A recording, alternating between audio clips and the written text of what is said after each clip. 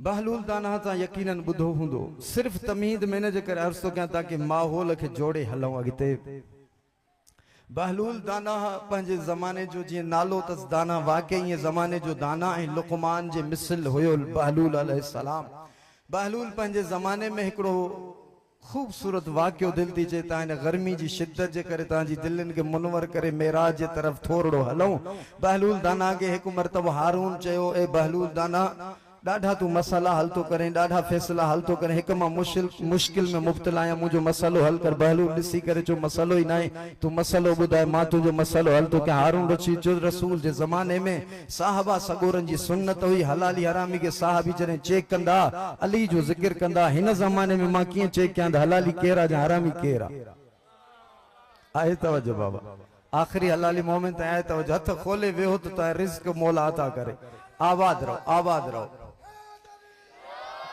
इमाम तांगे आबाद रखे, मौला तांगे सलामत रखे। आए तवज्जो बाबा, इमाम तांगे आबाद रखे। गर्मी में वेठा आयो, इमाम जो सायो होजे, मौला तांगे आबाद रखे। अर्ज़ अदब कम जी बहलूल के हारून चयो है, हा बहलूल तू पंहिंजे ज़माने में वड़ा वड़ा फैसला हल तो करे, मुंजी का मुश्किल हलाली हरामी के कीअं चेक कयां।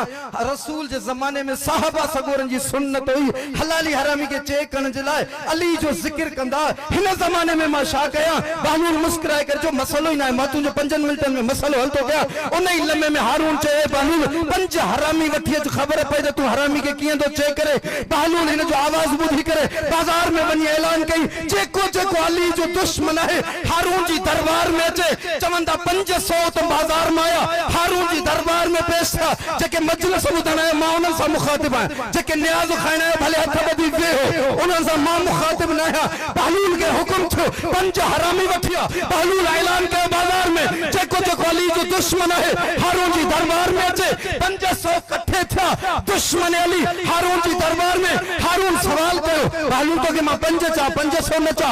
बहलूल तो के मां 5 चा 500 न चा। बहलूल जो तू इनका सवाल कर, जी हारून सवाल कयो ताके बहलूल छा चवा। आए तवज्जो बाबा, बहलूल ताके छा चवा। बहलूल जो जेको जेको अली जो दुश्मन है हारून जी दरबार में पेश थे, इन जे करे आयो। बहलूल के चयो हारून, बहलूल तो के मां यो न चो अली जो दुश्मन वठिया, तो के जो 5 हरामी वठिया। बहलूल मुस्कुराए करे चयो, जेको जेको अली जो दुश्मन है वो ही तो हरामी आ।